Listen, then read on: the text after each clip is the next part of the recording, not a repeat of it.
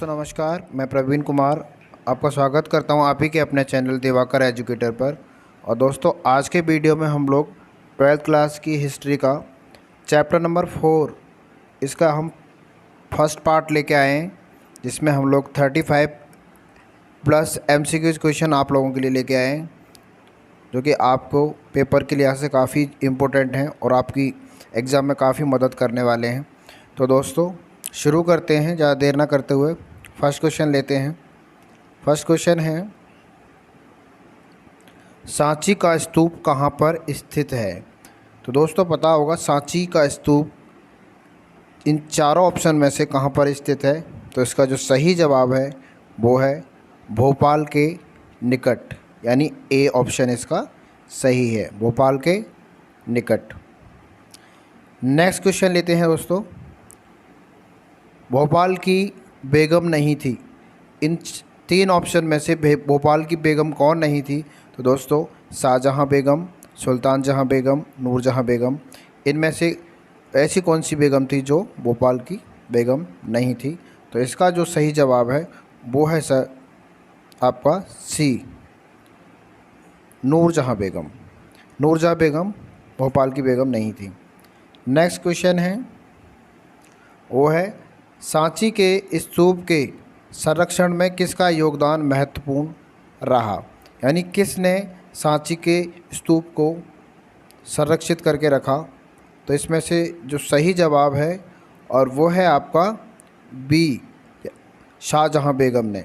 शाहजहां बेगम का जो योगदान है वो काफ़ी इम्पोर्टेंट माना जाता है। तो नेक्स्ट क्वेश्चन है, निम्न पुस्तक शाहजहां बेगम की आत्मकथा है, इसमें से ऐसी कौन सी किताब है जो शाहजहां बेगम की आत्मकथा है? तो इसमें जो सही ऑप्शन है वो है ताजुक इकबाल तारीख भोपाल, यानी ऑप्शन नंबर डी, ये एकदम सही जवाब है इसका। नेक्स्ट क्वेश्चन है दोस्तों, नेक्स्ट क्वेश्चन में पूछता है शाहजहां बेगम की उत्तराधिकारी थी, यानी शाहजहां बेगम के बाद कौन उत्तराधिकारी बना इनका? तो दोस्तों इसका जो सही जवाब है वो है सुल्तान जहां बेगम, ऑप्शन नंबर डी, सुल्तान जहां बेगम इनकी उत्तराधिकारी बनी थी। दोस्तों नेक्स्ट क्वेश्चन है क्वेश्चन नंबर 6। नेक्स्ट क्वेश्चन में पूछते हैं सांची का स्तूप किस धर्म का महत्वपूर्ण केंद्र था? सांची का स्तूप इन चारों में से किस धर्म का प्रतीक के रूप में माना जाता है? तो दोस्तों इसका जो सही जवाब है, हमने इस चैप्टर में बौद्ध और जैन धर्म के बारे में पढ़ा है, लेकिन सांची के स्तूप का जो रिलेशन है वो है आपका बौद्ध धर्म से, यानी सी ऑप्शन आपका एकदम सही ऑप्शन है। नेक्स्ट क्वेश्चन है ऋग्वेद। ऋग्वेद किस देवता की स्थिति का संग्रह है? यानी किस देवता की स्तुति का संग्रह है? स्थिति नहीं, इसकी जगह पे स्तुति होगा। तो इसका जो है अग्निदेव, इंद्रदेव, सोमदेव या उपरोक्त सभी? तो दोस्तों इसका सही जवाब है उपरोक्त सभी, सभी देवताओं की स्तुति के बारे में इसमें लिखा हुआ है। नेक्स्ट क्वेश्चन है दोस्तों, जैन धर्म के 24 महान शिक्षक क्या कहलाते हैं? जैन धर्म के जो 24 महान शिक्षक हुए हैं, टीचर्स हुए हैं, ये क्या कहलाते हैं?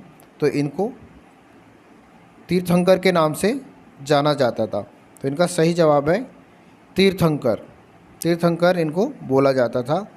नेक्स्ट क्वेश्चन है दोस्तों, और वो है आपका 9th क्वेश्चन। 9th क्वेश्चन में पूछता है भगवान बुद्ध के बचपन का नाम क्या था? तो दोस्तों बड़े आसान क्वेश्चन है ये, जो कि आपको बड़ी आसानी से आंसर ढूंढ पा रहे होगे आप। इनके जो बचपन का नाम था वो था आपका सिद्धार्थ, सिद्धार्थ नाम था इसका बचपन का। नेक्स्ट, बौद्ध धर्म के संस्थापक कौन थे? यानी बौद्ध धर्म की जो स्थापना किसने की थी?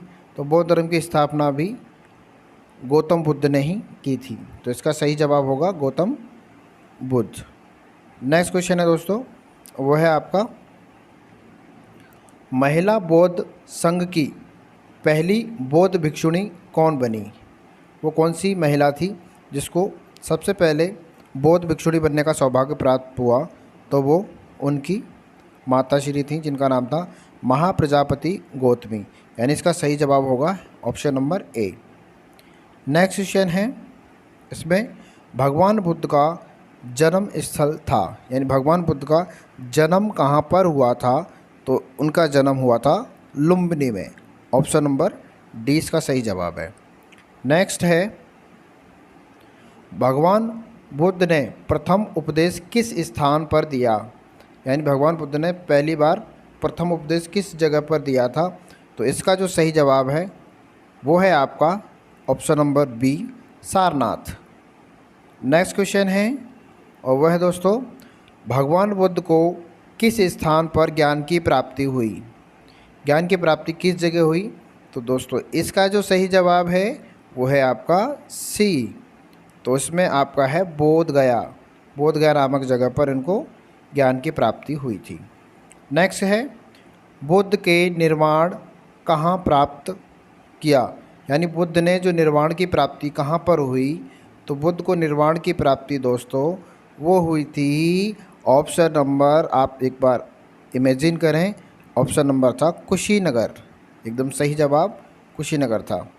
नेक्स्ट, स्तूप का संस्कृत अर्थ क्या है, यानी स्तूप को संस्कृत में किस नाम से जाना जाता है, तो इसका जो सही अर्थ है वो है आपका ऑप्शन नंबर ए, टीला।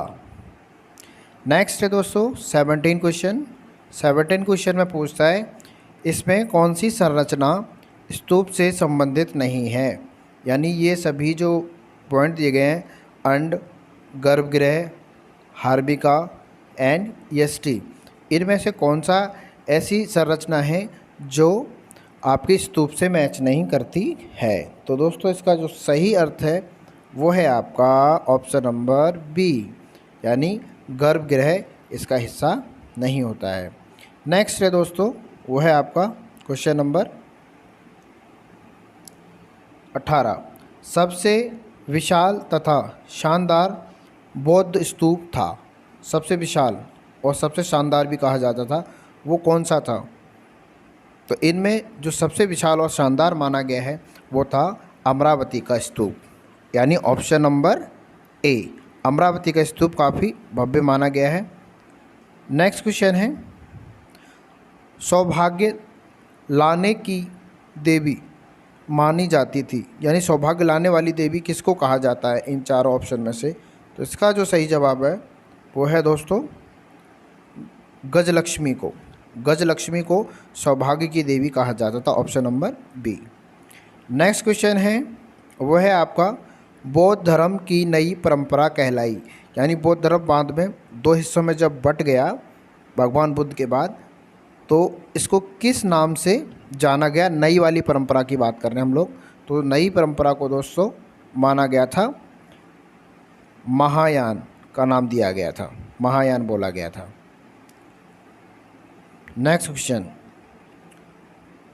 फ्रांसीसी सांची के स्तूप का कौन सा तोरण द्वार ले जाना चाहते थे, जो फ्रांस के लोग थे वो सांची के स्तूप में 4 तोरण द्वार थे चारों दिशाओं में, वो कौन सा वाला ले जाने की बात कर रहे थे, तो इसका जो सही जवाब है वो है दोस्तों पूर्वी तोरण द्वार, ऑप्शन नंबर ए, पूर्वी तोरण द्वार को वो ले जाना चाहते थे।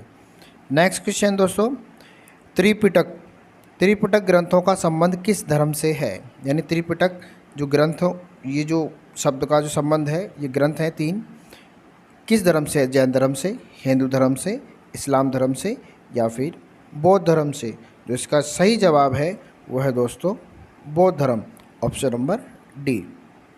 नेक्स्ट क्वेश्चन है, त्रिपिटक की रचना किस भाषा में हुई है, यानी त्रिपिटक जो लिखे गए हैं ये किस भाषा में लिखे गए हैं, हिंदी भाषा, पाली भाषा, प्राकृत या फिर अवधी भाषा, जो इसका सही जवाब है वह है दोस्तों पाली भाषा, option number B.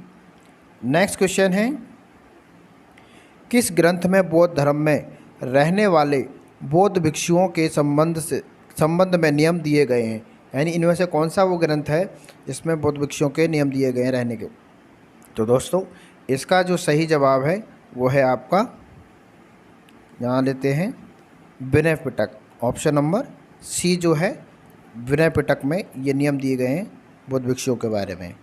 Next option, Jain धर्म के प्रथम तीर्थंकर कौन थे, यानी जैन धर्म के अंदर मैंने अभी बात करी थी, इसमें टोटल 24 तीर्थंकर हुए हैं, 24 टीचर्स हुए हैं, और इसमें सबसे पहले टीचर्स कौन थे उसकी हम लोग बात कर रहे हैं।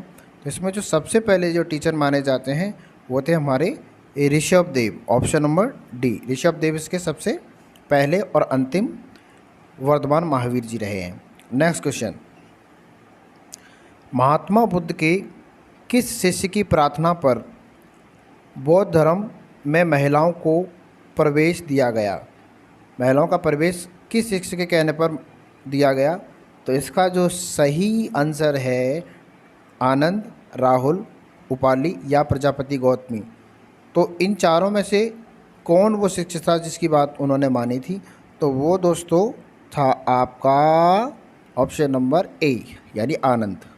आनंद इनका प्रिय शिष्य था, तो उसके कहने पर इन्होंने माना था। यहाँ लिखा है थेरी गाथा किस बौद्ध ग्रंथ का हिस्सा है? थेरी गाथा किस बौद्ध ग्रंथ का हिस्सा है? यहाँ पे 3 ग्रंथों की हम लोग बार बार बात कर रहे हैं। तीनों में से किस ग्रंथ में थेरी गाथा के बारे में बोला गया है? तो दोस्तों ये जो बात है आपकी है सुत्त पिटक की, ऑप्शन नंबर सी, सुत्त पिटक में ये बात है, इस कहानी के बारे में बोला गया है। नेक्स्ट है एशियाटिक सोसाइटी ऑफ बंगाल का संबंध किस शहर से है? तो इसका जो सही जवाब है दोस्तों वो है आपका option number D, Kolkata. Kolkata से है इसका संबंध। नेक्स्ट क्वेश्चन है 29वां, इंडिया ऑफिस का संबंध किस शहर से है? इंडिया ऑफिस का जो संबंध है दोस्तों भुवनेश्वर, मद्रास, दिल्ली या कोलकाता। तो इसका जो सही जवाब है वो है आपका मद्रास, मद्रास से है इसका। नेक्स्ट है बौद्ध मूर्तिकला में पेड़ किस बात का प्रतीक है? यानी बौद्ध मूर्तिकला के बारे में हम लोगों ने पढ़ा किताब में, एनसीईआरटी में, उसमें पेड़ का जो प्रतीक है वो किस बात का प्रतीक था? पेड़ जो था इसमें, तो इसको हमें समझाना है। तो इसका जो सही आंसर है वो है आपका बोधि वृक्ष का, क्योंकि इस पेड़ के नीचे बैठ कर के महात्मा बुद्ध को ज्ञान की प्राप्ति हुई थी। नेक्स्ट क्वेश्चन, बुद्ध मूर्तिकला में चक्र किस बात का प्रतीक है? जो चक्र है, चक्र के बारे में हम लोगों ने बात करी है, तो चक्र किस बात का प्रतीक है? तो दोस्तों इसका जो सही जवाब है वो है धर्म चक्र प्रवर्तन का, धर्म चक्र प्रवर्तन का ये माना जाता है इसका प्रतीक। नेक्स्ट क्वेश्चन है तोरण द्वार के किनारे पेड़ की शाखाएं पकड़कर झूलती महिला कौन है? आपने तोरण द्वार देखा होगा, उसके किनारे पर एक महिला झूलती हुई है, वो कौन महिला है? उसका नाम क्या था? तो आपको याद रखना है, उसका नाम था शाल भंजिका, ऑप्शन नंबर डी, शाल भंजिका उसका नाम था। नेक्स्ट क्वेश्चन 33वां क्वेश्चन, बौद्ध मूर्तिकला में हाथी किसका प्रतीक है? हाथी जो है वो किसका प्रतीक माना जाता था? तो दोस्तों हाथी जो था वो आपका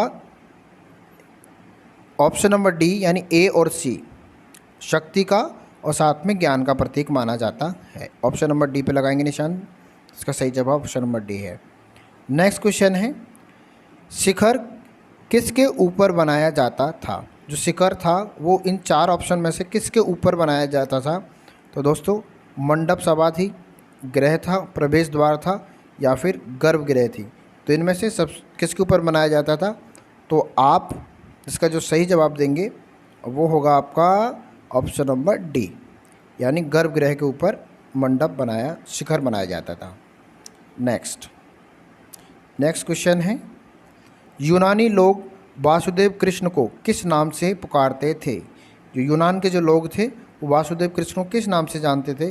तो दोस्तों इसका जो सही जवाब है वो रहा है हिराकल्ज, हिराकल्ज नाम से पुकारते थे भगवान श्री कृष्ण को, वासुदेव कृष्ण को।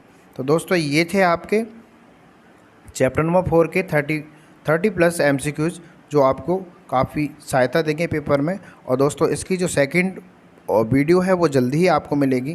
तो दोस्तों इसी प्रकार हमारा मार्ग प्रशस्त करते रहिए और हम लोगों को प्लीज़ प्यार बांटते रहिए। और इस तरीके की वीडियो पाने के लिए हमारे चैनल को सब्सक्राइब ज़रूर करें और अपने दोस्तों में इस वीडियो को शेयर करें, जिससे कि उनको भी इस प्रकार का ज्ञान मिलता रहे और उनको पेपर में सहायता मिले। तो दोस्तों फिर मिलते हैं एक नई वीडियो के साथ, जब तक के लिए गुड बाय।